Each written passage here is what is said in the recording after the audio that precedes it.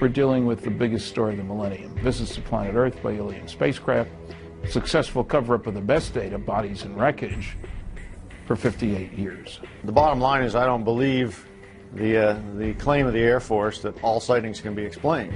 This is the biggest secret in the history of the human race, and particularly in the history of modern government. We are being engaged as a planet and as a species by other beings. The Canadian government is how I actually proved that the U.S. government was covering up their collection of UFO sightings and records. America and Britain have made it very clear to a lot of countries who have the same sort of sightings and the same resources that this is something that they better not let out, not until we say it's okay. If we would get off of this ego trip, this Western scientific ego trip, we would not become the virus of the universe that we are. Nobody really wants us out there. The dependence on oil could be ended overnight. We're being slowly conditioned to understand that there is life outside this planet and that we probably live in a universe and a galaxy teeming with life. I had my own UFO sighting and said, well, case closed. There's nothing like seeing one for yourself to end the debate. I'm absolutely sure that we are not alone in this universe. We invite you now to come with us upon a great and wondrous journey, an adventure perhaps into your very own past, present and future. See and hear the real stories, and most importantly, be introduced to the actual individuals who have volunteered to come forward to speak the truth.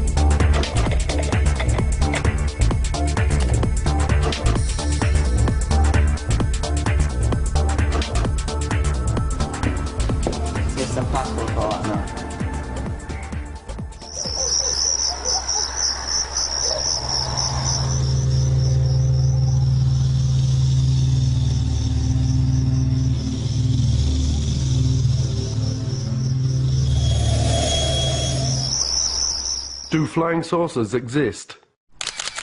Are extraterrestrials real? Is there a government cover-up? For nearly 60 years, denial has been the only official position of the governments of the world relative to UFOs, alien abductions, and extraterrestrial contactee reports. Endless debates have raged over the thousands of documented cases that have been brought forward without official recognition. Some have been monumental incidents involving hundreds or even thousands of people. Roswell, New Mexico, USA. July the 4th, 1947. A flying disc crashed. The debris and alien bodies were flown to Wright Field Air Force Base in Dayton, Ohio. Suffolk, England. Rendlesham Forest, December the 26th to 28th, 1980. A triangular-shaped object illuminated the entire forest with white light. The object had a pulsing red light on top and a bank of blue lights underneath. It left ground traces and radioactive anomalies. This was a multiple witness sighting by military personnel. Belgium. The Belgium Wave, October 1989 to 1990.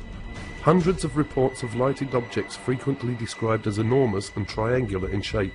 Air Force F-16s chased many of these objects. The Belgian government cooperated with civilian UFO investigators. Arizona, USA. The Phoenix Lights, March the 13th, 1997. A huge V-shaped object hovered over Phoenix for 10 to 15 minutes, observed by tens of thousands of people. Mexico. The Mexico Flap. Hundreds of objects appearing alone and in clusters appear throughout Mexico, observed by tens of thousands of people.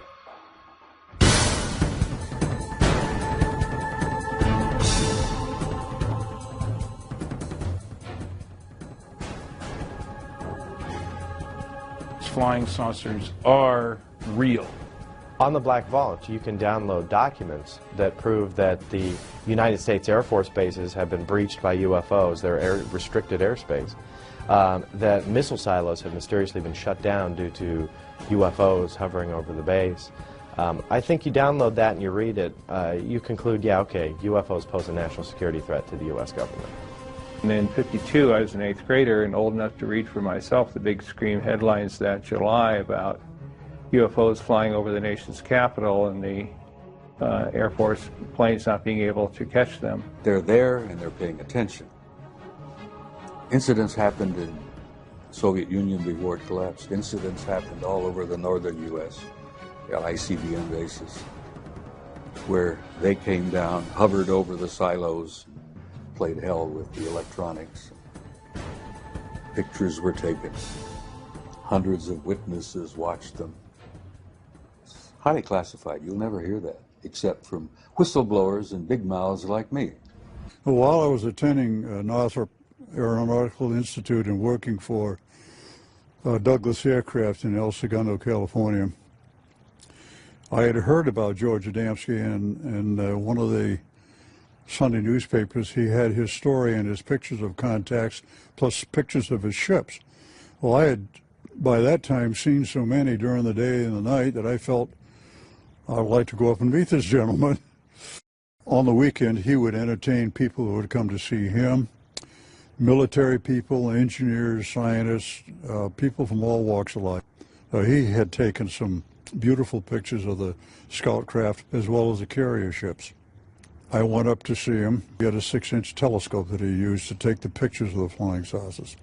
And in using that scope, when I finished, I was just about to take my eye off the eyepiece when there was a blue-white streak that went by, and I jerked my head up to see if I could see it, and I didn't. And I looked at his 15-inch telescope dome, which was a couple of 100 yards from his house. And there was a big flare-up, blue-white light, and then it kind of closed back down. No noise. First I thought it was an explosion, but it was a little slower than that.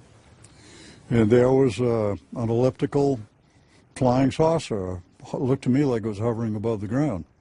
So I heard it increase its frequency, and it got brighter and brighter, and it was really pretty hard to look at. And it shot straight up until it looked like one of the stars. If you've ever been to Mount Palomar at night on a dark night, boy, they're big and bright. And it stopped for an instant, and then it shot over the horizon over San Diego. We have more than one witness who have been involved in the tracking of these objects on radar. You know, many people say, well, look, if this stuff was real, why are there no radar reports? I said, we have them. We actually have the radar tapes from the FAA. This is not just UFOs, and this is not being visited by guys from other planets. I was to learn later that our security, our intelligence people, our military people concluded and learned we were not merely dealing with interplanetary visitation. We were being visited by guys from other star systems, which technologically, you know what that means. They're not just from another planet like Venus or Mars or somewhere.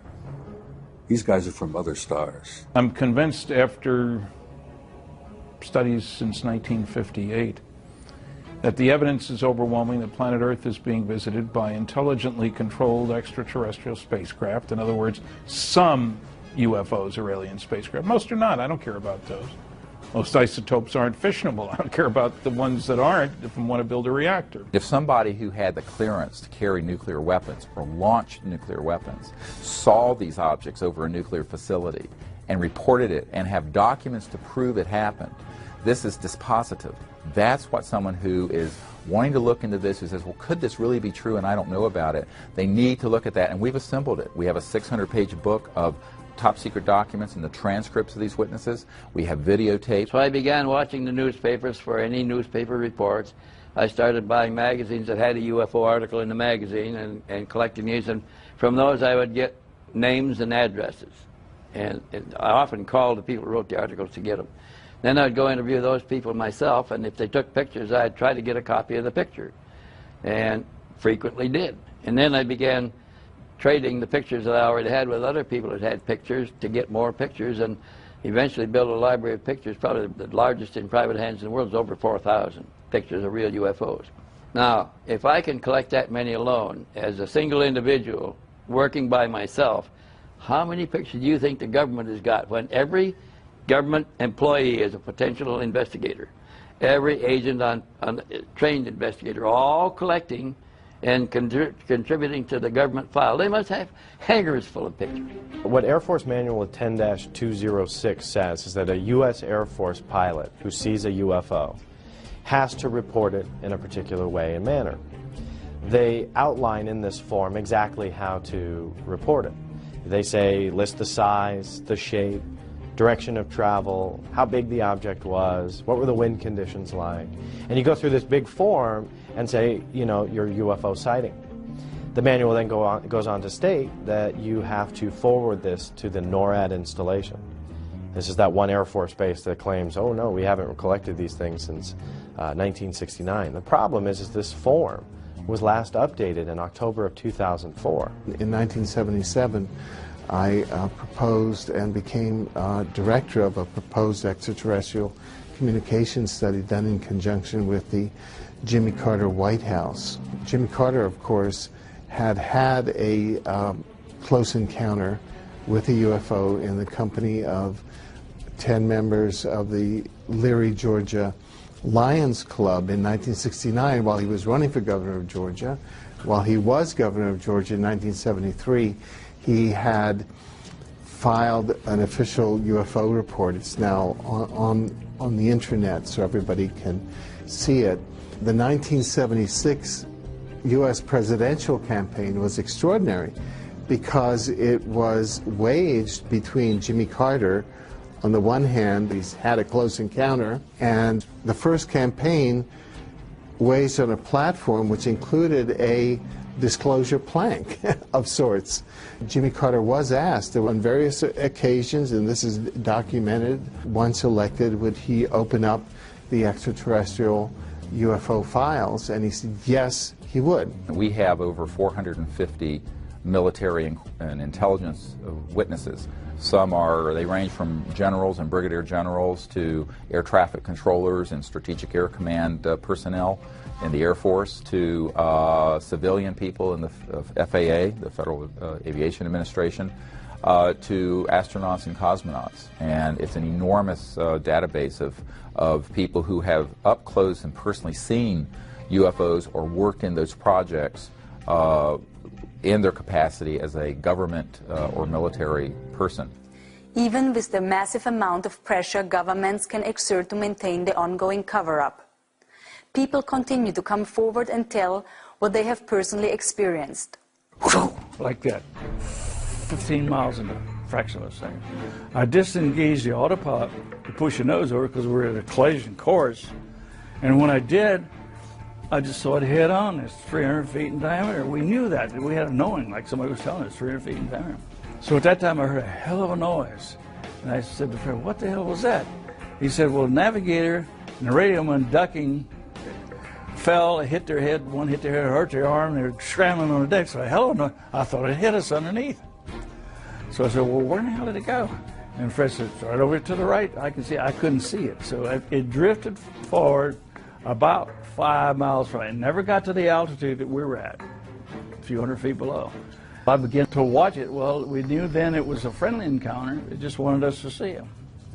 So then I went to engage the autopilot again. The magnetic compass was doing like this. And the bird dogs, which is direction finder, the two bird dogs, they were pointing right at this thing, just vibrating like this. And there was a lot of electrical things in the airplane that went haywire.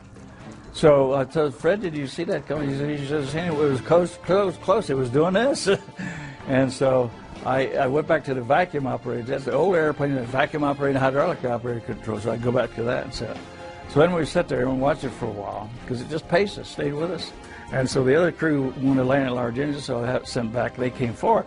Al Jones, which was the original plane commander, took my seat. And it was still there. He was watching it. And as I was walking back aft, he decided he was going to chase it. And so he disengaged. When I get back aft, I wanted to see how the passengers do it. They're all on the right-hand side. They could see it underneath the wing. And then, I recognized the doctor back. He was a psychiatrist out of Bethesda, Naval Hospital, plus a lot of other things. So I said, I better talk to him first. So Cornell said, did you see what we saw, Doc? He grinned at me and looked me straight down. Yeah, and he says, yeah, that was a flying saucer. I didn't look at it. I don't believe in such things. When I was 16 years old, I was walking down the street in Arlington, Virginia, and saw 7 red light type UFOs over Washington that made headlines around the world. And since then, I've seen 8 alien vehicles on 8 occasions. The sightings I've had are more things flying right by or bluish-green orb things. I've had 5 sightings. Never reported them because I don't need the grief. But the trick is you can't mention the company name or be in company uniform. 2 of my friends, excellent pilots. One of them was a famous pilot, and they both got fired for doing interviews like this, but they were in uniform. Since I've been a child, I'm looking up into the sky thinking, is there more than just us human beings in this huge universe? And now I do believe there is more life forms, different life forms, and more dimensions than we can perceive. I've had several sightings. Probably the closest sighting would have been back in 1974. I was driving back between Ottawa and Montreal, going towards Montreal. And I remember going on the highway, and we came within literally probably several hundred feet of a huge, huge ship. And at first, we were driving away here, and I'm thinking, am I really seeing this? And we slowed down and sort of peeked out, and an enormous, enormous ship. I would have to say that it was 2-3 times the size of a 747. And it completely silently glided over across the highway, and we saw it go off into the distance. So there was no mistaking that was not anything at that time that would have existed conventionally or militarily. I was a lieutenant from the Bulgarian Air Force. My plane was MiG-21. What I believe there is much more going on than we can see with our naked eye. Being in the 3rd Battalion, 7th Marine Regiment, we were pretty active. We were on the East Coast in an area called the Punch Bowl, which is just down the road from Heartbreak Ridge. We had a lull in the fighting, so we just sat around and played poker. And somebody looked up and said, "What the heck is that?" We all looked up, and there was, it looked for all the world like a chrome hubcap setting up above us. And if you looked at it, it kind of had a watery, shimmery look and a little bit bluish white periphery. And from time to time it would appear to be elliptical and sometimes circular. So I imagine it was rocking a little bit. And it's just a hint of a dome sometimes on it. But we watched it, and our colonel came out and took a look at it. He made a phone call. Pretty soon, 4 F-86D model Sabre jets came out, and they tried to get to the object. And it appeared that they hit some barrier that you couldn't see, because they would stall out and do a 1.5 turn spin and then pull out at the bottom. Flying saucer finally decided to leave and got very, very bright. And it was pretty difficult to look directly at it. But it rose straight up and it went through the overcast.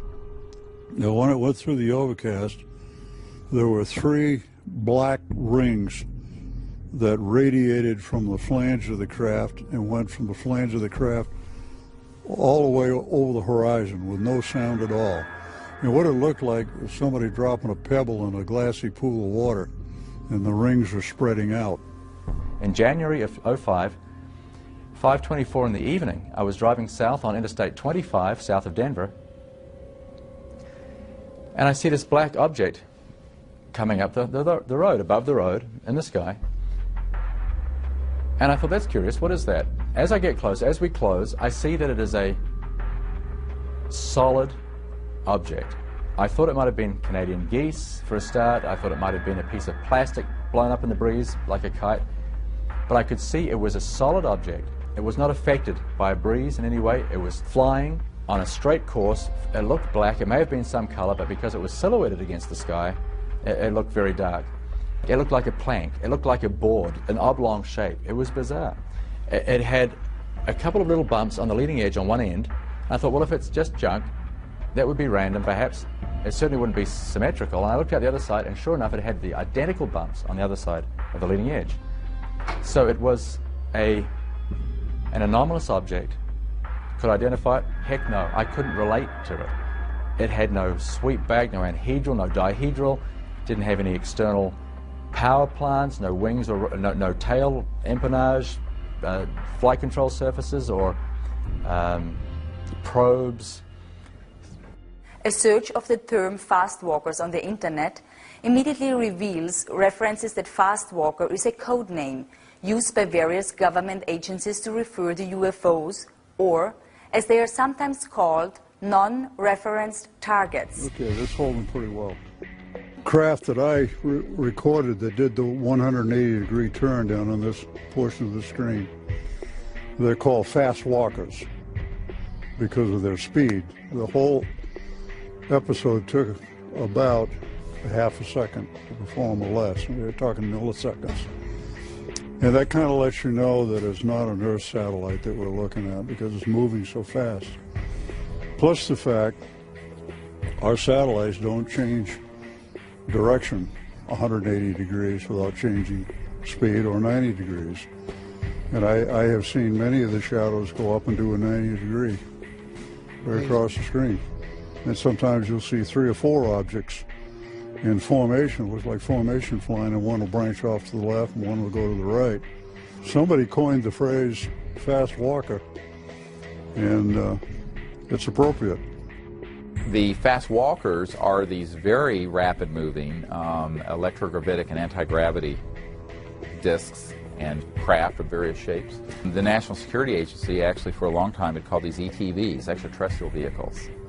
And from the military who have tracked these objects, and they've been called Fastwalkers because, as opposed to slow walkers, which are satellites, because they move at enormous speeds. For example, they've been tracked at going tens of thousands of miles per hour in the atmosphere and make a right-hand turn without decelerating. Well, you can't do that with a conventional system. You have to correct for gravity and mass inertia. That's what these things are doing. So these have been tracked on dedicated and classified radar systems. Occasionally, people who are on an ordinary system will pick them up. Today, the internet is literally alive with websites that are filled with detailed reports, many of which include convincing videos and pictures of unknown crafts and alien-like creatures. I live in Phoenix, Arizona. I am a sky watcher, UFO hunter.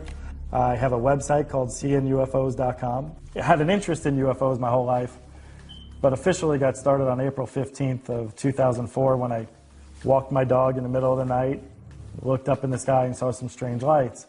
I've got over 200 UFO video clips on my website. I'm more interested in the day footage. Now, the day footage is completely different because that's harder to dismiss, you know, so I would have to say every other month it seems like I'm catching something. And I go out every day, pretty much 6 days a week, a couple hours a day. You know, you add all those hours up and that's a lot of time just to catch one thing for 20 seconds. But that's more than most people see in a lifetime, so I think that's better than nothing. Well, I'm involved in the political resolution of the what we now call, I prefer to call the truth embargo that the government imposed on the facts regarding an extraterrestrial presence. That presence has been established, I think, many times over by the citizen science research that's been going on since the 40s. The government did studies, but they were primarily for show. And the issue, from a government standpoint, has been managed very intensely since '47, at minimum. Managed in the sense that the government was going to deal with it, but deal with it within the national security structure and never acknowledge that there's anything to this. But in fact, there is. I mean, we are being engaged as a planet and as a species by other beings. Possibly multiple species. This has just been proven beyond any doubt at all. Anyone who reads the research who isn't compromised by being either an idiot or in the employ of the government management of the issue can only arrive at one conclusion. The evidence is overwhelming. Videotape, daylight discs, nighttime discs, photographs, direct pilot sightings by the thousands, millions of sightings around the world, direct testimony from direct government involvement, and of course you've got an entire contactee body of evidence that's now in the tens of thousands of reports. Now, like never before, astounding events are transcending national and geographical boundaries, currently happening in Brazil and Mexico. Unprecedented UFO sightings are sweeping the entire area of South and Central America. Does the key to understanding UFOs and aliens and their relationship with each of us lay in being able to simply perceive what is in a higher spectrum, like seeing the infrared range or other dimensional frequencies? Images gathered from infrared cameras in Mexico and the special cameras used in Brazil seem to indicate that the aliens and their crafts may in fact be all around us. Jaime Maussan is one of Mexico's foremost journalists. Internationally known and respected for more than 3 decades of journalistic work, his investigations and reporting in the UFO field have made him an icon to UFO researchers worldwide. Jaime's weekly network television show, 60 Minutes, in Mexico reaches millions of people each week and regularly carries segments on the subject of UFOs. This flap has been recorded in video. It means that we have evidence to prove that something is really happening in the Mexican Republic. The video camera had become the most important instrument to really capture this new reality. Even the Mexican Army, the Air Force in Mexico, recorded UFOs. That the video was given to me, and I released that to the world. In that case, that happened on March the 5th, 2004. The soldiers were able to record something that they couldn't see with their own eyes. And that's amazing. That was the first time someone recorded something that they weren't able to see.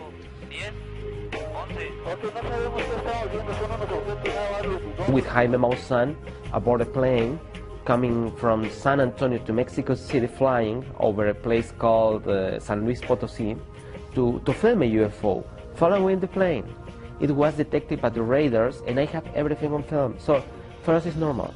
Maybe because we're searching for it, maybe because we are trying to look for this reality, maybe they are following us. I don't know, but it happened to me that at least 50 times, maybe more. There are objects that we cannot see with our own eyes, but they are there, they are watching us. In the last months in Mexico, after thousands of videos, we have been registering some of the most spectacular videos. You can see hundreds and hundreds of objects making formations and flying together, exactly the same thing that you can see in the military video. These formations moving at the same speed, in the same direction, at the same altitude.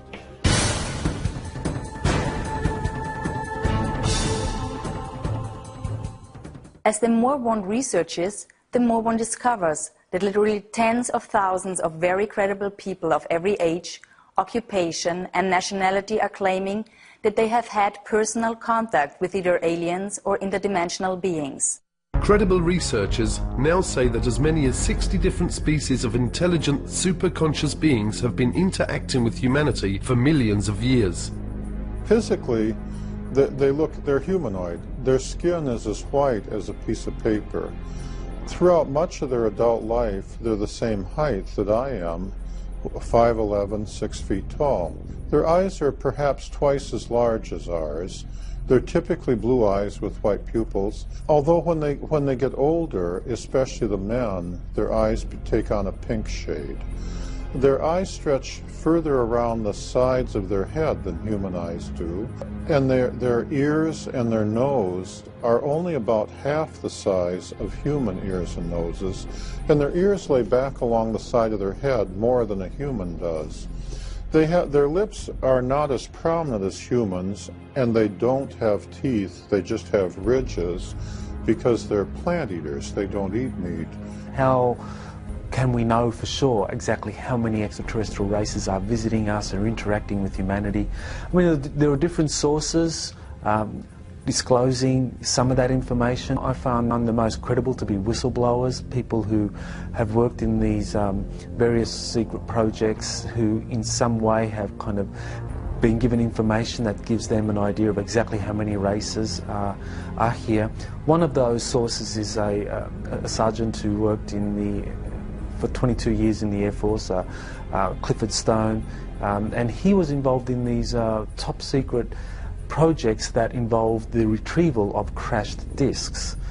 And in that process, he was able to get quite a bit of information on how many extraterrestrial races are visiting us. And he came up with the figure of 57. Others have come up with slightly more. Another prominent whistleblower or a former employee of the CIA is John Lear, and he talks about over 60 races that are visiting the Earth. On one night, I saw between 200 and 300 different tall white individuals. There were so many I couldn't count them, lined up along the mountains to the east of, up along where the ammunition bunker was. On the night that the tall white lady known as Pamela was supposed to finish her final exam to be head of the technology transfer team to go into Livermore. In amongst those 200 or 300 tall whites, and that's just an estimate because I couldn't, it was a crowd of people and I couldn't count them all. There were also American Air Force personnel, nobody below the rank of colonel. There was like a 4-star general, a 3-star general. There were several of them. There were also several American government people in civilian clothing over there. Could it be possible that our universe is not only immense, but that it is full of life, and that there is a great diversity of this life spread throughout our own local galaxy and even our solar system? Equally outstanding is the recent revelation by the government of Brazil of their intent to turn over the official UFO files dating back to as early as 1954 to the people of Brazil. Well, the Virginia case is probably the best well-documented case that we have in Brazil and probably in the world. Yeah, you know that over 80 witnesses came forward, first-hand witnesses came forward during the first weeks, and they are still coming after it happened. During all these years, we still keep getting witnesses that come forward and tell us pieces of the big story that we know that comprises the capture of at least 2 alien creatures in the city of Virginia. We know for a fact, because we have it all documented, plus the witnesses have confirmed and cross-confirmed that one alien was captured in the morning of that day, which was a Saturday, about 10:30, by a fire department and some personnel from the Army. Another creature was seen at the same day by middle afternoon by 3 girls.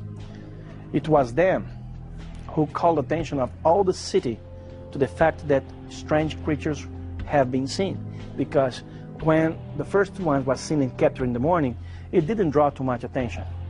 But at the afternoon, when the girls saw another creature and then spread the word to everybody, we saw the devil, that's what they thought they saw. That night of the Saturday, January 20, 1996, that second creature, probably the same one saw by the girls, was also captured by a police troop, a police car, actually a military police car with 2 policemen inside. The one who was sitting in a passenger seat was Marco Elixerezi, and he was lucky enough to be the one who spotted the creature and grabbed it with his own bare arms, bare hands, got back to the car, put the creature in his lap, and took it to the hospital.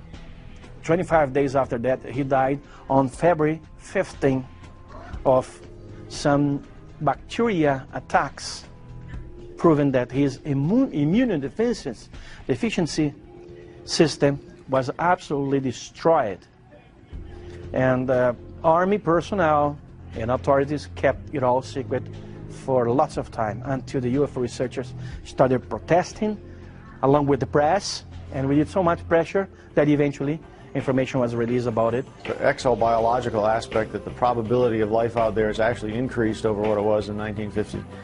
And the indication that there may be ways of traveling faster than the speed of light so that, hey, they can get here from there. Doesn't mean that they're coming in 5 minutes or they're coming every hour or every day, but you know, they might be able to traverse huge distances in a period of weeks or months or something instead of spending hundreds or thousands of years. Well, look at the UFO sightings. Maybe they provide the answer that they are here. There was talk in the war room about a study that was underway. And this study became initiated in 1961 as a result of an event that occurred early February in 1961, where a flight of unidentified objects were flying from the Soviet sector to the east over the Warsaw Pact toward the west over the NATO lines. These objects were very high, they were very fast, they were in formation, they appeared to be circular in shape, and they were obviously under intelligent control. They came in a formation of what appeared to be almost 100 of them. And they flew in formation at a high rate of speed from the east over NATO, over the Channel, southern coast of England, where they turned, flew north, and disappeared from NATO radar over the Norwegian Sea. We found out that the Soviets had gone on alert, the Warsaw Pact had gone on alert because they picked them up. All of our Air Force and radar sensory devices picked them up.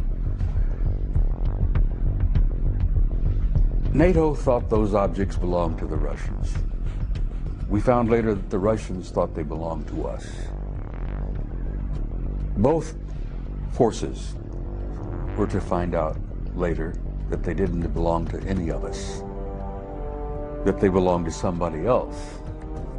And of course the big question is, who the hell do they belong to? Who are they? What are they? Where are they from? They demonstrated incredibly high technology. There were not jets. There were no contrails. They were circular. They were metallic. They were in formation. They moved, obviously, under intelligent control. NATO SHAPE, Supreme Headquarters Allied Powers, initiated a study in 1961, which was underway when I arrived in '63, to determine what the hell these things were. Some experts now claim that societies exist in our universe at every conceivable level of social and spiritual development. Societies and civilizations that express themselves in countless manners of physical forms and spiritual ways. Have great wars and conflicts occurred within our own solar system? Does our true planetary past include rebellions and disputes that have raged throughout our heavens? In our distant past, have massive spacecrafts rained destruction down from the heavens, ravishing continents and destroying advanced civilizations? Genesis 6:1. When men began to increase in number on the earth, and daughters were born to them, the sons of God saw that the daughters of men were beautiful, and they married any of them they chose. The historical record is plain. This has been a phenomenon that's been around since our recorded history. The Vedas, the Hindu Vedas, which are among the oldest writings in the world, talk about the flying Brahmas and how that they were used to launch weapons and blow up cities and all this stuff. You know, again, we've got Ezekiel, and it just goes all the way back. So they've been here all along. If their game plan was like an Independence Day type invasion where they're going to blow up everything and eat everybody or whatever, it would have happened long before now. My main question was, is God out there too? If God's on this planet, is he out there too? And those questions were answered by reading the Bible. And that really set me on this journey to understanding the abduction phenomenon. What is the reasoning for this? Who's doing this? And all of those questions that we all ask. We think of aliens and we think of angels as, you know, divine beings that we have no idea of and we don't see, we don't communicate with on a daily basis. But it is not only the Bible and other holy works that are filled with references to UFOs and extraterrestrials. Drawings, paintings, stone carvings, and even coins reflect strange humanoid-like creatures and their flying crafts. Serious researchers now say that the real question is not whether there are abductions occurring, but are there abductions to help or to harm us? And the Greys were authorized to, sort of like a Noah's Ark, to develop a full genetic and DNA bank of all flora and fauna on this planet so as to replant it centuries down the road after the catastrophe. Can you imagine any president, whether it be Bush or Clinton or whatever, standing before the public and saying, yes, I am aware that we have this joint program with some aliens to upgrade our biological computers, to build better bodies to house our souls in future incarnations. They can't talk about things like that. He wouldn't be able to do the job we hired him to do. What we know of the reptilians by a number of abductees, contactees, and also whistleblowers is that there seems to be a lot of evidence supporting the existence of this race of beings on the planet for thousands of years. In other words, that we might consider them to be an indigenous Earth species, an advanced non-human species that has lived on the Earth for thousands of years and actually may have played quite an important role in the genetic manipulation or engineering which supposedly has happened when it comes to humanity. There are various groups and individuals, species, who from time to time come and visit this planet, zoop around, and I think that to try to ascribe any one particular motive to them is tantamount to us looking up at the air at a Boeing 767 aircraft and saying, are those people good or bad? You know, you just can't ask that. It's a group of people, a group of intelligent beings. Some of them are good, some of them are not so good. But I will say this, I don't think there's any reason for great fear and anxiety. Most recently, 2 new terms have emerged that also describe human-alien interaction. The most widely used is the word experiencer for those who have had some sort of experience, good or bad, and participator, which has been coined to explain the cases where the individual may have been an abductee originally, but has transcended that situation by now volunteering to participate with his abductors. My contact with extraterrestrial intelligence occurred when I was aboard my sailing boat in Hawaii in the Honolulu harbor. And it was early one morning. It was about 5 o'clock and I had gotten up early and I had gotten a cup of coffee and I'd gone back to my bunk and I was just laying there completely dressed, trying to just look at the beautiful sunrise that was occurring through the large skylight above my bed. Then suddenly the most incredible energy enveloped me and the whole room began to like glow and glisten, and a beautiful woman materialized right next to my bed. And at first I thought I was dreaming or hallucinating, and I said, "You can't be real." And she said, "Well, I am."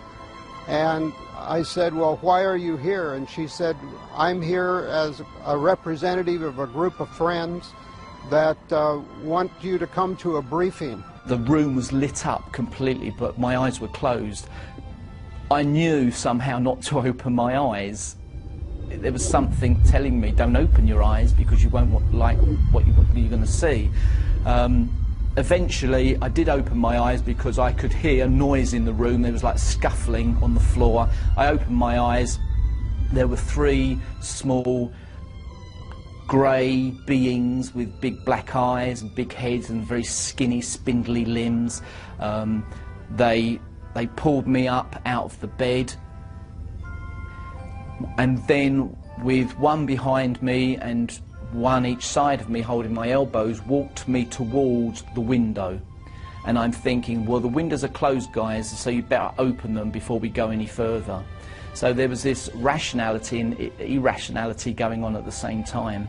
I boarded what could be called a saucer. It was some type of an interdimensional vehicle that took me to the briefing that was occurred on a planet, the local planet here in our system. It was Jupiter.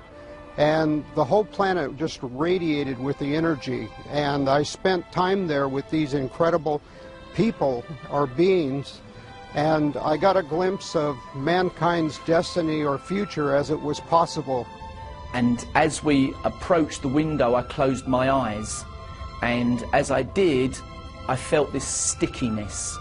It was a stickiness and a feeling of something being pulled very slowly across my face. It wasn't painful, it was just very, very weird.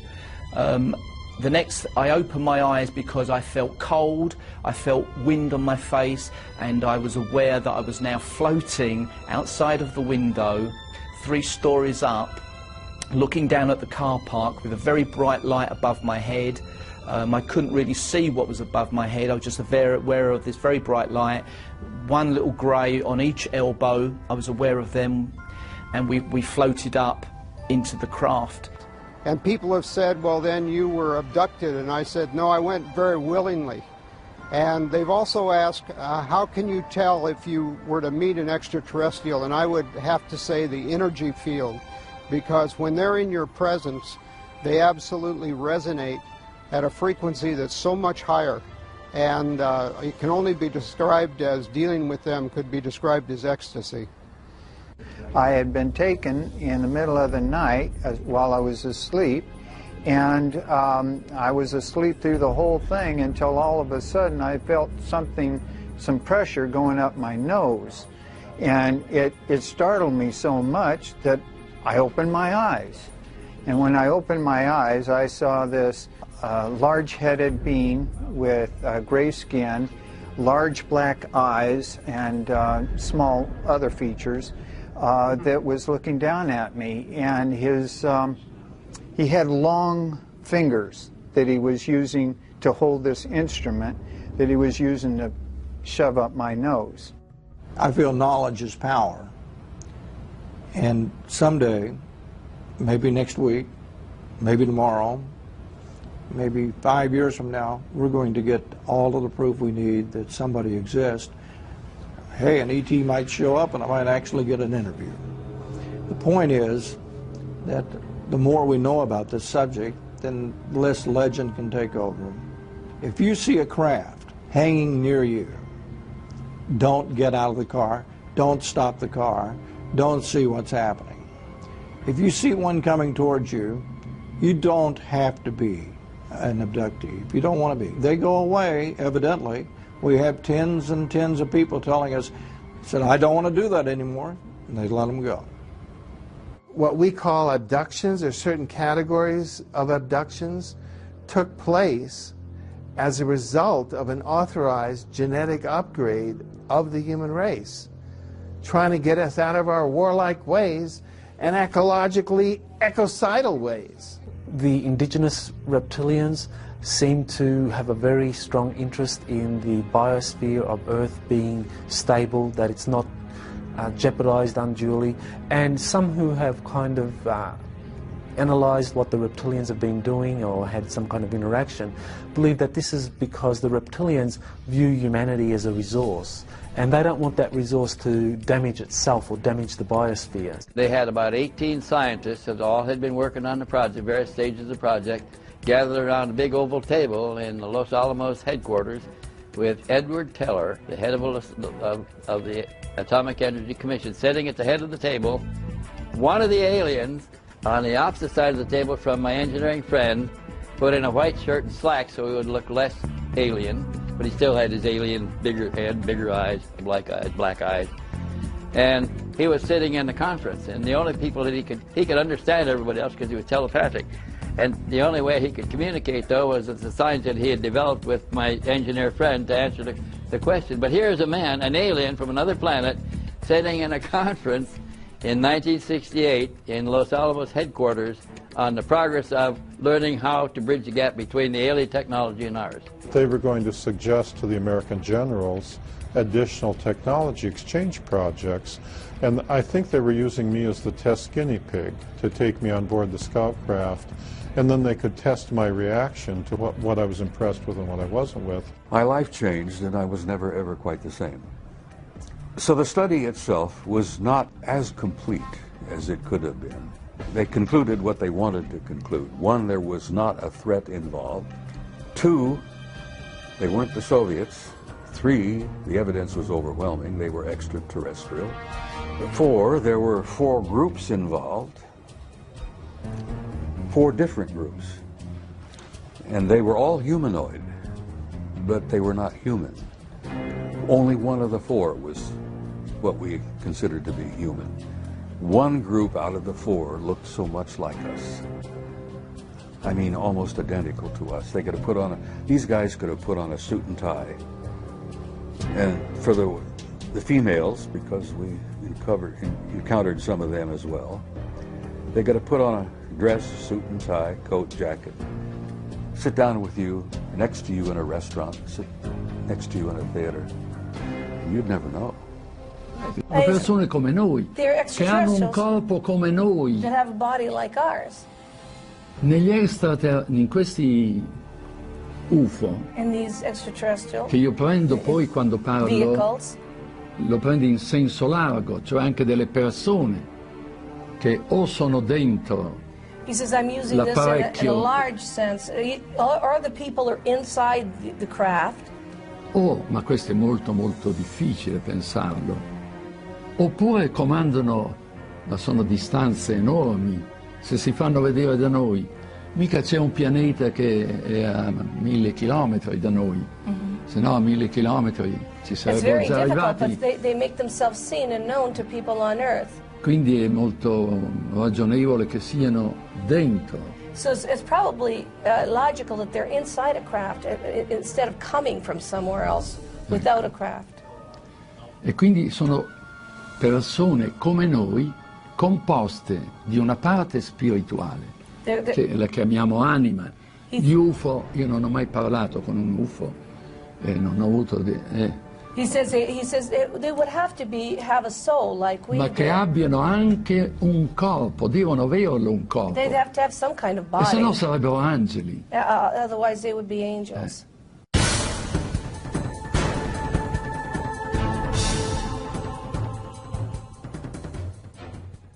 How can countries, one of which actually borders with the United States, be having UFO visitations by the hundreds when other major nations of our world insist that they are not?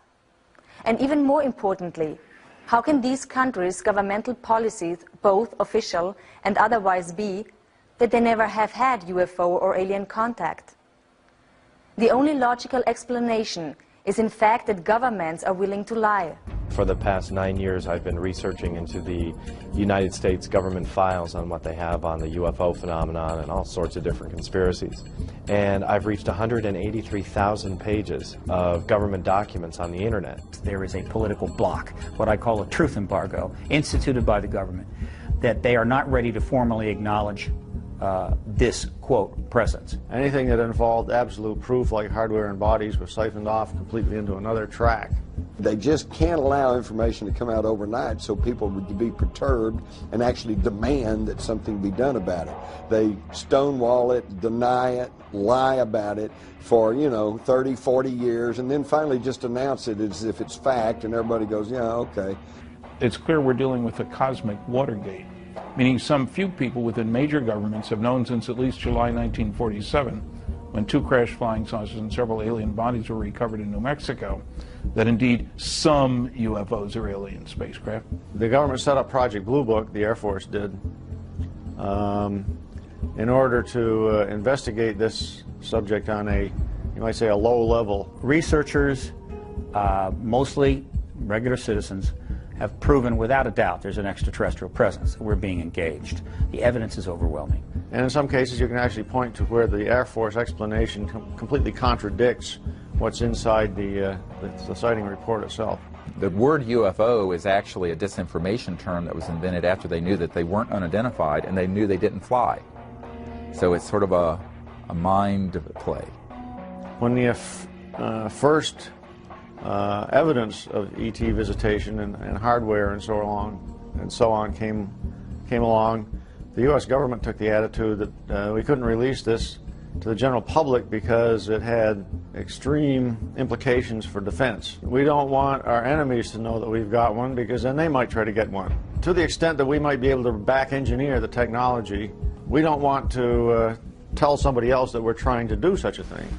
Gus Grissom, who was probably the person I was closest to, felt that they were spam in a can, that the astronauts were just a public relations campaign for a secret military program that was spending much more.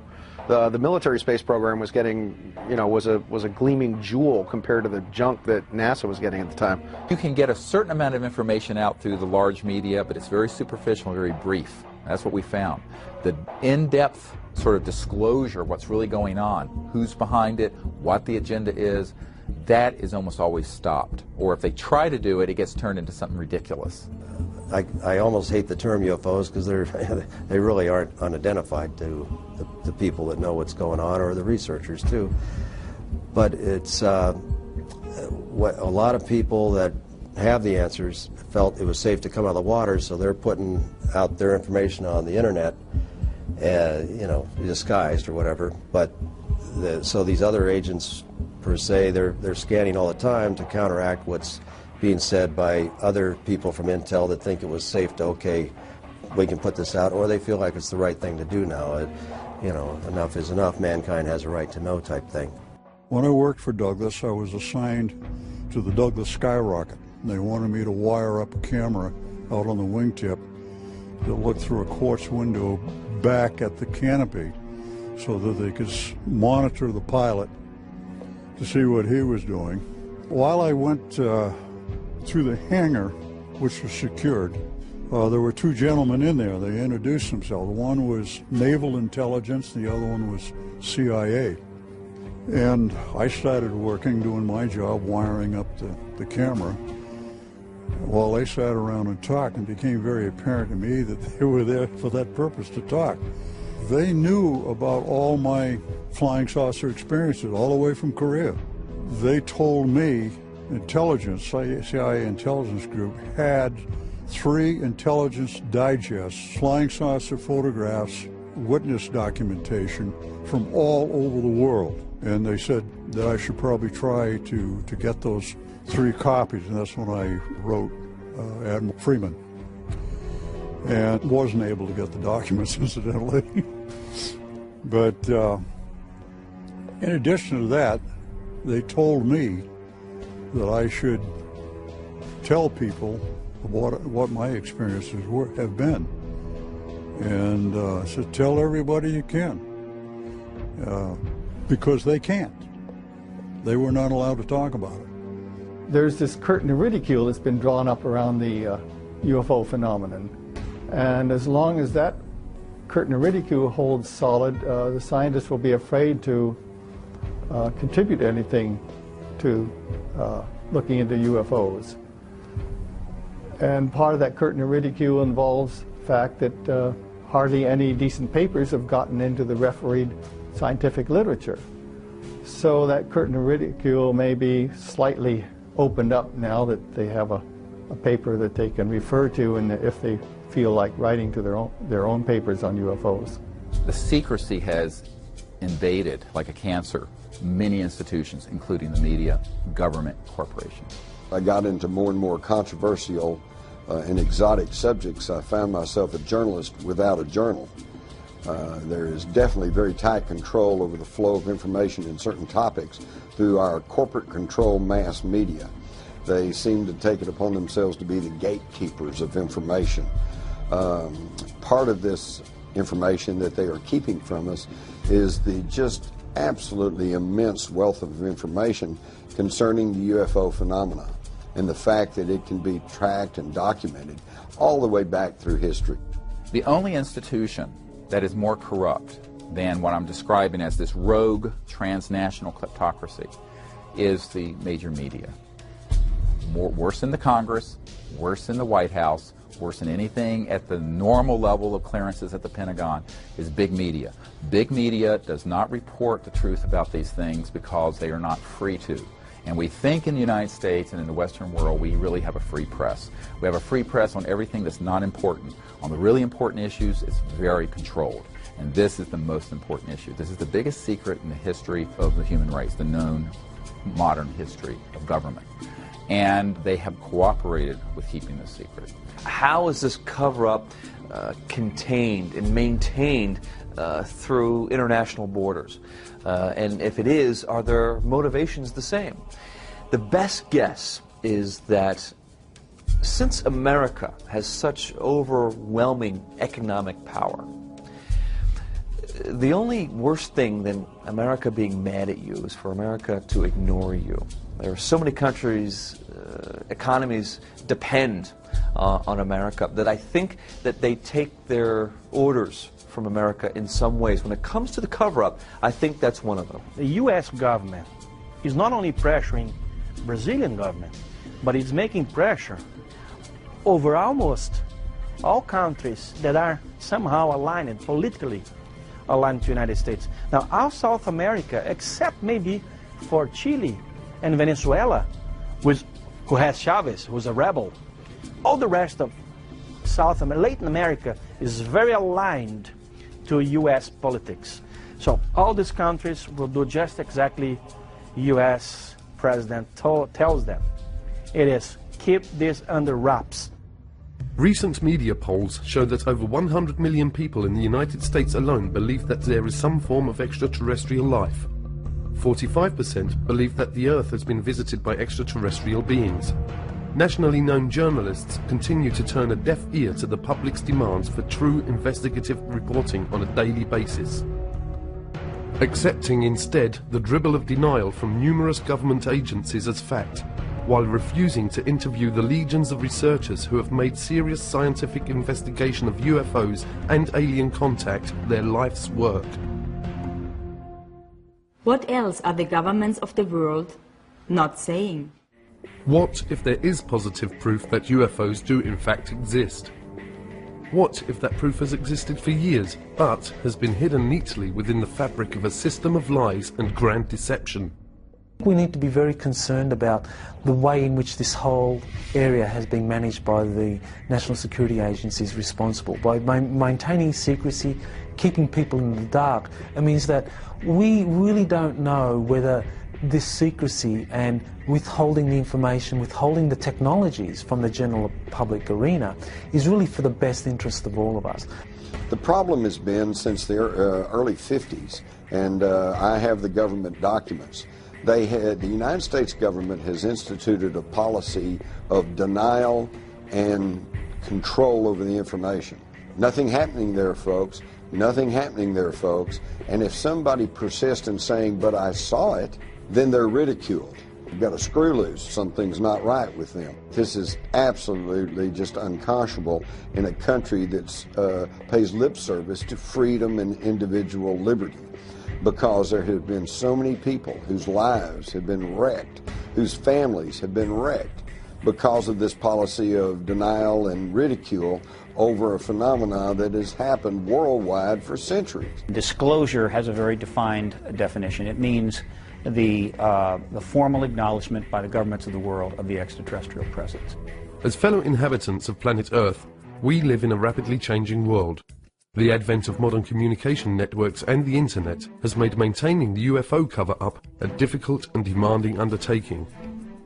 Brian Vike of HBCC UFO is the #1 UFO website to send information to.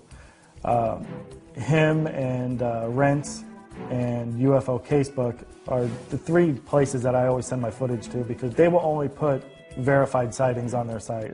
They just won't put junk up there. And I know they get over 3, 4, up to 10 million hits a month.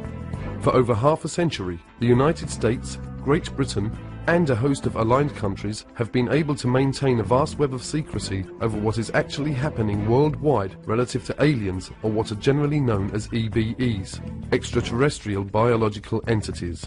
But that is rapidly changing, and disclosure The lifting of the truth embargo is now taking place. I'll be getting over 500,000 hits this month, but the interesting thing about that is that a couple of thousand of those hits each month are from the military. As far as sharing information on the internet, that is the best way to do it, and probably the safest way, only because I know I've sent DVDs to people and they haven't received them. And I would email them and say, look, I'm going to send you a DVD. Can you analyze it for me and let me know what you think this is? And 2 weeks later, they'll email me and say, I never got it. I'm just waiting for that day when they come knocking on my door and want to talk to me about it. But until that day, I think they know who I am. I think they know we're here. I think this is the way it's going to be done from here on out. Because the military definitely doesn't want to talk about it anymore. Because everything at night to them is a flare or an airplane. On the contrary, we have all this evidence that shows otherwise. Like the dawning of a new day, the internet is quickly sweeping away the darkness. The truth will not be stopped.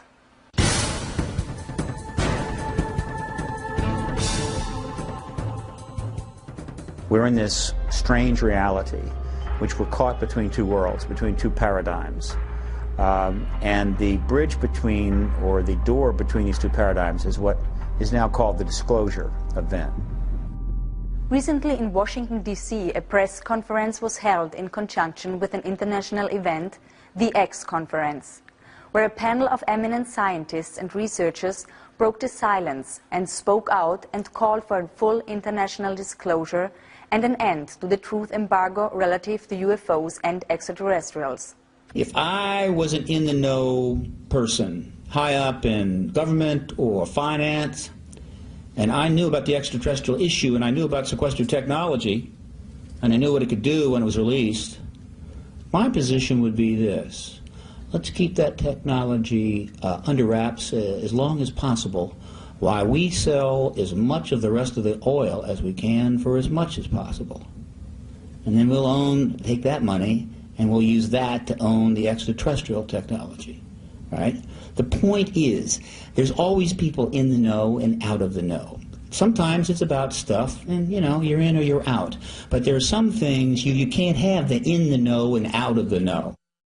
Basically, what we're calling on today is for the government of the United States to take the issue of extraterrestrial life, where it has been stuck in conflict and for the last 60 years, and take it out of the military intelligence agencies and put it into the Department of Education and the scientific departments where it belongs. Take it out of the threat scenario agencies where it is funded as a potential threat, and put it into the opportunity agencies where it is funded as a matter of education and advancement of knowledge for mutual benefit. There is an overwhelming mass of proven, real government documents that have been released largely through the Freedom of Information Act that show decades of, for example, airspace violations, very sensitive places, by objects doing what appear to be the impossible. We have these documents from the 1940s, we have them from the 1950s, we have them from the 1960s, 70s, 80s, and beyond. So these airspace violations continue. They are provocative, they are at times seemingly confrontational. You have pilots who have been charged with going up to get these things, and they have described them at times saying, yes, it appears to be a metallic disc-shaped, there it goes. I began on this topic by trying to do reverse engineering on gravity control devices in 1968, but now I'm officially looking at leaked question documents. And some of the documents tell an amazing story. One of the leaked documents started with FDR, and FDR had set up, through Vannevar Bush, a committee called the Non-Terrestrial Science and Engineering Committee. These were guys, after the recovery of a crashed flying saucer in 1942, who were given the parts and told to figure out how they work. They came back to FDR in 1944 and asked for money. And he said, no, we've got to win the war first, beat the Nazis. And then in 1947, it was Vannevar Bush who went to President Truman, who didn't know about all this, and said, by the way, we have these craft, we could do some reverse engineering in order to improve our country, to improve our culture, to improve our standard of living, and that was when the money started to flow. July 2002, right here in the Washington, D.C. area, there was yet again a airspace jet chase by two F-16 jet interceptors, which were chasing a bluish object right outside D.C. My opinion right now is the person who's going to wait for hard evidence is going to be left behind when the deluge comes.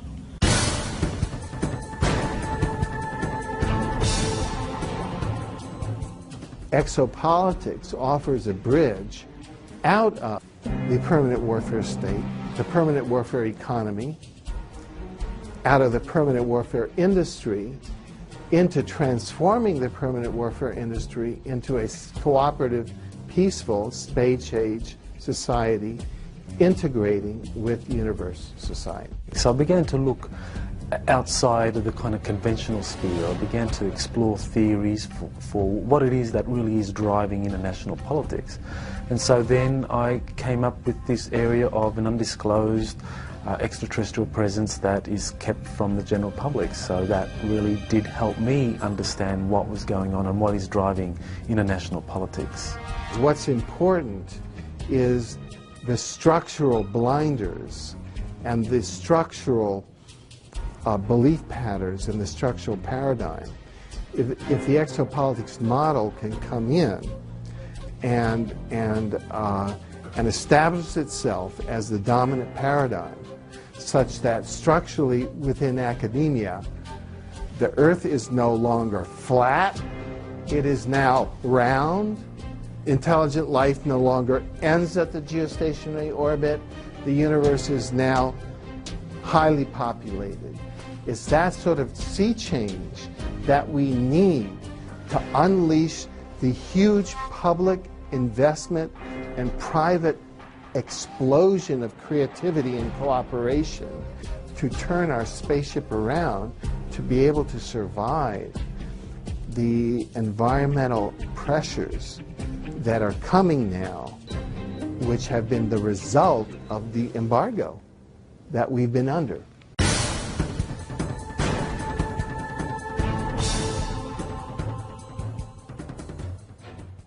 Are we, the people of Earth, on the verge of technological destruction?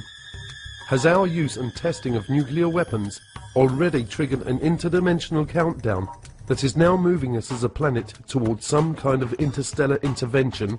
Even though there's clearly no evidence, I want to emphasize this, that these extraterrestrial civilizations are hostile towards us, I think they're very worried about our hostility. I always turn this on its head, because most of these sort of documentaries are always like alien invasion and all this stuff. No.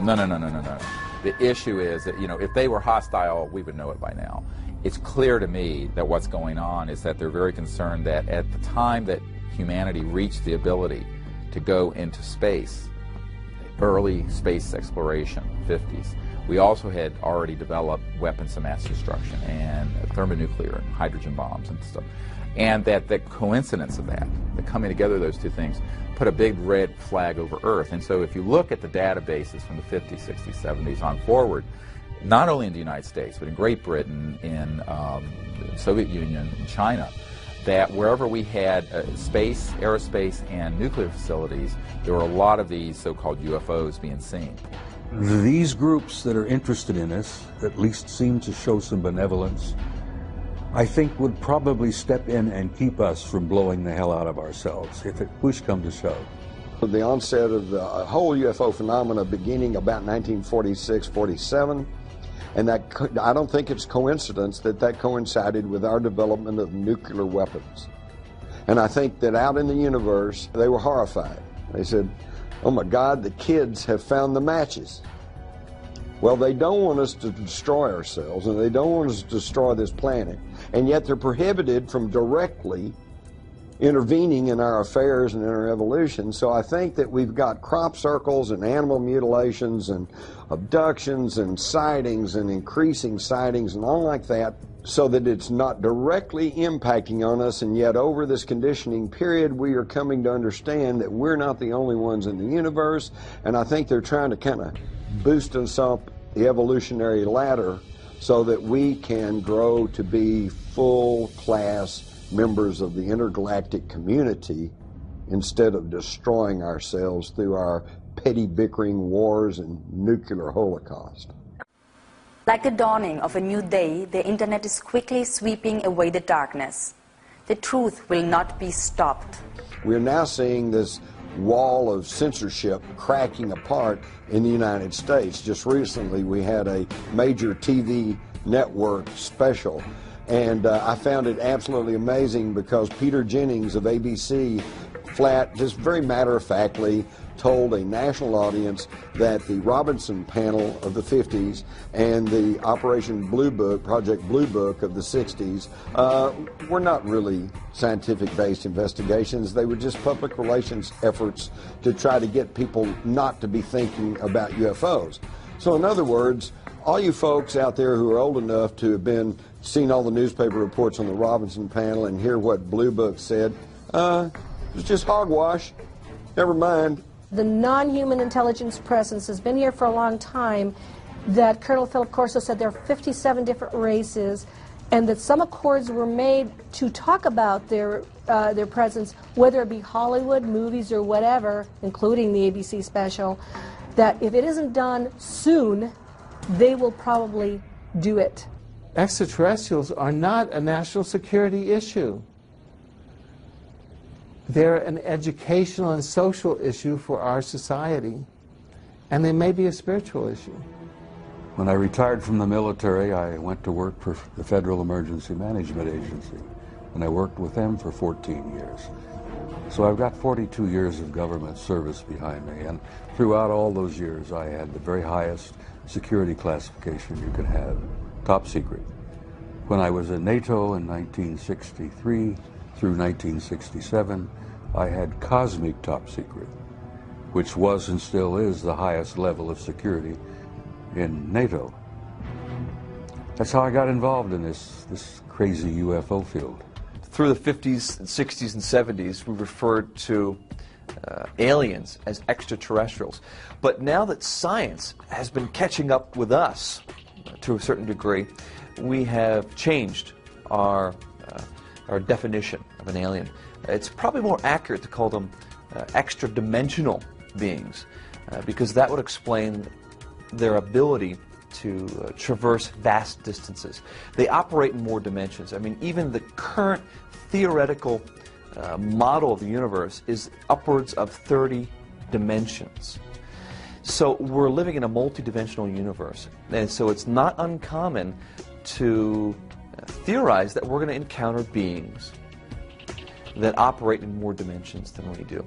And that would explain a lot of the phenomenon related to UFOs, how they're able to appear and disappear, move very fast, do all the things that the ETs go, walk through walls, have remarkable psychic abilities, and sort of communicate telepathically. It would really go a long way to explaining the phenomenon surrounding it. What looks like magic to us can really be explained through extra dimensionality. Are any of us really prepared for the kind of paradigm shift that would come with not just disclosure, but with contact and communication with intelligences from other worlds? Is it possible that as a species we have reached the point that our minds actually filter and generate acceptable constructs, which all too often become our day-to-day realities? There is so little of your reality that is really based on truth that it's just stunning. Ho sentito dire che ci sono altri mondi abitati. I've heard that there are other worlds that are inhabited. E Padre Pio rispose. And Padre Pio answered. E che vorresti che solo noi, in questo piccolo pianeta che è il nostro mondo, amassimo Dio, ma ci saranno tanti altri mondi nei quali ameranno il Signore. Would you believe that it would just be our tiny world that would be giving glory to God? There has to be many more worlds, many more planets that exist with inhabitants that would be giving glory to God. It is not just us. If I told you that, the very nature of the moon and Mars and most of the planets in the solar system is being kept from you for specific reasons, to make you think that you're completely alone and that these planets can't be colonized. Back in the 50s, the big question was, do they come from Mars or do they come from Venus? And by the 60s and 70s, we had gotten a little more sophisticated in our intellect and our thinking, and the question became, well, do they come from Alpha Centauri or Zeta Reticuli 4, you know? Well, and then now we're up to today, and we've got even more sophisticated, and now the question is, do they come from another planet, or do they come from another dimension? Or are they perhaps time travelers? Do they come from another time, okay? And in my study of all of this, I have kind of come to the conclusion that the answer is yes. The more you know about this field, it becomes almost paralyzing, because the more you know, the less you know. The more you know and the more open-minded you are about this, the more you realize that every answer you find just leads to a thousand more questions. Vast sums of money are being siphoned through these different agencies into the coffers of the CIA, which then forwards this money on to the DOD, and this money is funneled through the DOD and goes into the black projects which the DOD has direct oversight over. So the CIA is kind of like the bagman. It collects the money, it goes to the Department of Defense that actually administers how this money is going to be spent on different black projects. So the size, how much are we talking about? I think the best indication for just how much we're talking about here are the auditing irregularities that the Inspector General of the Department of Defense has himself identified. He identified in 3 years, it was 1998, 1999 and the year 2000. In those 3 years, we identified on average $1.7 trillion could not be accounted for in the Department of Defense budget. In other words, this was money that was being moved around in ways that could not be accounted for. And I think what that indicates is the true size of the black budget. We're looking at an infrastructure that is funded by as much as $1.7 trillion a year. Now, when you consider that the whole Department of Defense budget officially is just over $400 billion, we're talking about a vast infrastructure that is 4 times greater than the entire Department of Defense budget. As Jack Nicholson would say, you can't handle the truth. Is it possible that ancient and secret societies exist that have always had the real but hidden information?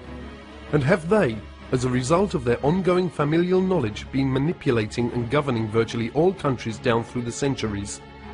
Researchers point to the Illuminati and the power elite and their use of propaganda as carried by the mainstream media. Many believe that these powerful few actually control almost all information by implanting false knowledge and beliefs into our human collective reality. Essentially everything that you would want to know has been covered up.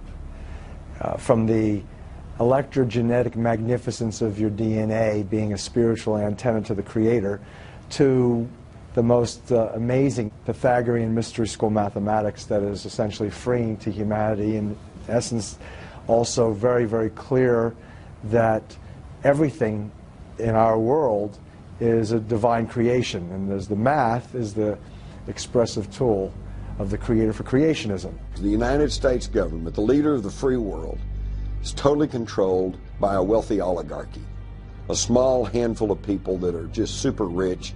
Most of them are not even in government, but they tell the government what to do. These are the people who are behind the UFO secrecy. They don't care if you know there's ETs out there. But if you know there's ETs out there, then you will know that there is alternative technology. And this could upset their monopolies over energy, fuel, transportation, communications, pharmaceuticals. And that's what they don't want. After all, who would continue to pay all these ever-increasing prices for gasoline that's polluting the air, choking us all, killing our kids? Why would we do that if we knew beyond any shadow of a doubt that there was non-polluting energy sources out there? This is what it's all about. It comes back to the old journalistic adage, follow the money.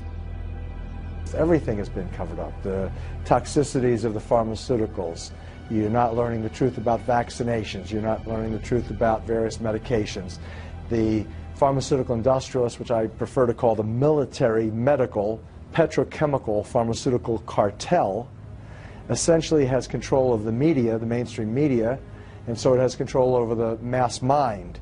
And as a result of those powers that they assert, people are not given the factual information upon which to make informed decisions. They're given propaganda, and as a result, the choices that people are making are genocidal. And I say genocidal with a strict definition, meaning the mass killing of people for economic, political, and or ideological reasons. And those pharmaceutical industrialists are intimately connected to those people who wish to control populations. They've published the literature, what their intent is, not only how best to control populations, why populations need to be controlled, but ultimately affecting the technologies that are in place to do just that. Currently, 50% reduction in general of the planet's population that has been targeted for elimination. The disclosure project is oriented towards putting together credible government documents and these witnesses so that there is an undeniable case made that this is real and not fictitious. It started really in early 1990s, and after I had briefed the President Clinton's first CIA director on this problem, it was made very clear to me that the executive branch of the U.S. government did not want to do this because, I am quoting, the President was concerned he would end up like Jack Kennedy. I'm not kidding. That was said to me by President Clinton's closest friend. Could it be that much of what we believe is illusion? Is it possible that the history of human civilization is not as we have been told? Have we as people been purposefully dumbed down? And have our governments only served to strengthen the bonds that bind us to our ignorance, not only of our past, but of our present and potential future? Officials in these agencies no longer represent the best interests of humanity, but are now representing the interests of a particular extraterrestrial race that they have been compromised by. So we pay a heavy price if we don't make this open, if we don't bring in transparency and accountability into this whole process. It means that we don't know whether or not those that are behind the policies are actually implementing these policies for the best interest of humanity, which is what they claim, or for the best interest of a particular extraterrestrial race. Some of the questions that we must ask include, are there bases on our moon? Are there structures and life forms on Mars and many of the other local planets? Have our governments made deals and treaties with other life forms that affect the future of all of us on planet Earth?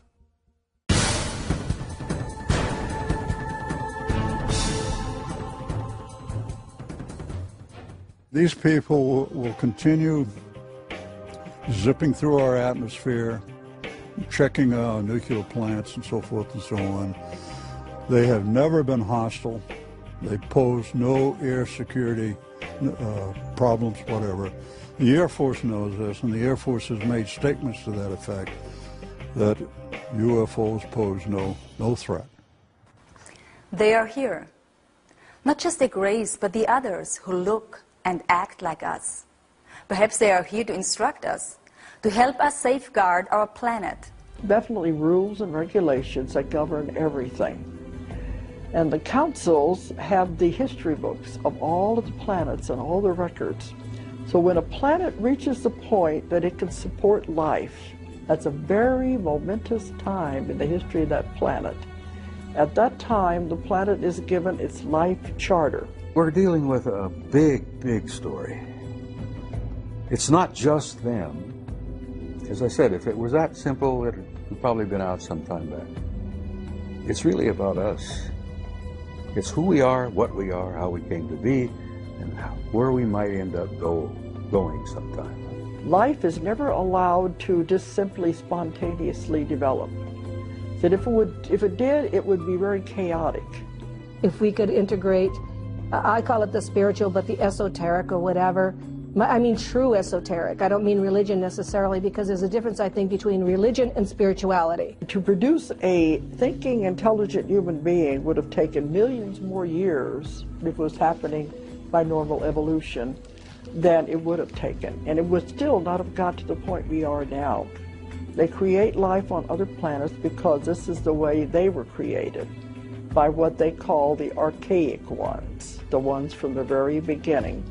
Have been doing this forever. Mankind was developed as a species, as a spiritual being, and I think we've gotten so far away from who we really are that it's very hard for us to go back there and digest that maybe we have cosmic brothers and sisters. We fight among ourselves for diversity. I mean, if anybody walks in here and looks totally different, we fight among ourselves. Now I'm thinking, oh my God, what are the ETs that are involved thinking about the way we handle ourselves with people that are so different from us? They're probably scared to death to appear because of what we might do to them. We have not handled diversity very well. Yeah, one day, I would hope that the people of Earth would stand up and extend their hand in friendship to these people. We have never done that here on this planet. You know, we've shot at them. We've done everything. We fire radar, we fire lasers, everything. We need to say hi.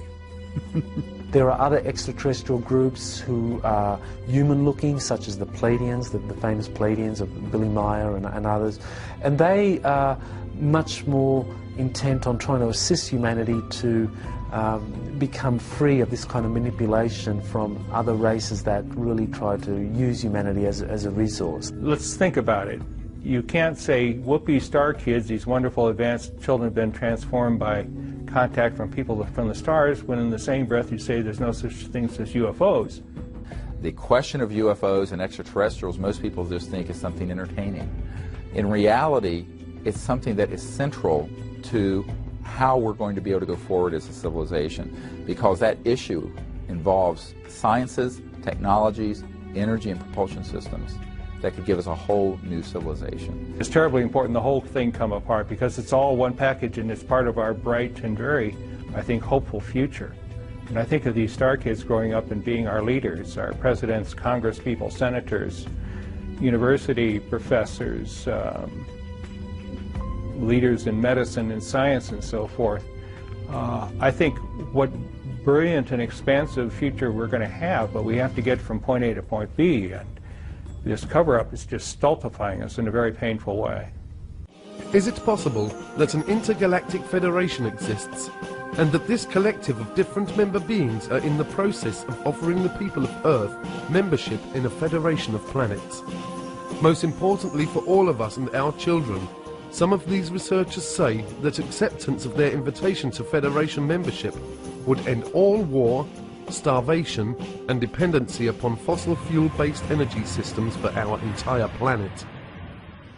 Part of the problem with the UFO cover-up coming apart, you've got to uncover the whole thing at the same time. You can't half uncover. And people who try to only look stupid. Dei extraterrestri le fanno per noi specialmente. But they're doing it for us. They are praying for us. Siamo la categoria più bassa che esiste. E allora abbiamo bisogno di preghiera. We are the lowest of the category in the evolutionary scale. He really believes that humanity is the lowest of the category of the evolutionary scale, with all the proof that he gave you of the ecological problem, of the war problem, of the choosing evil problem, and all that. This is his belief system. We all have a responsibility to find out what the truth is about something like this, and people have to take responsibility for looking into what the truth is. We've put together the means for people to do that. Now people have to take the initiative, and we need all the help we can get. I would ask people to help us network this to anyone and any institution that can help. The reason this is so critical is that we've reached a point in our civilization where for us to go forward as a people, we're going to have to end this kind of illegal secrecy, and we're going to have to allow this information and these technologies to get out and begin to fix many of these large problems. I've always believed our destiny is in the stars. That's a hope that I have, that generations yet to come will travel out there and will become a part of that community. That's a dream that I won't live to see, but it's a dream I hold dear, that we'll make it, that we will survive as a species, because I think we've got some, as I jokingly say, we have some good friends in high places.